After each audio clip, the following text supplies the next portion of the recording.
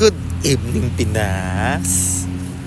Ayan, we're walking the dog again. It's morning here again and it's like around 9 a.m. Pero the day is gloomy kasi apparently it will rain at around 11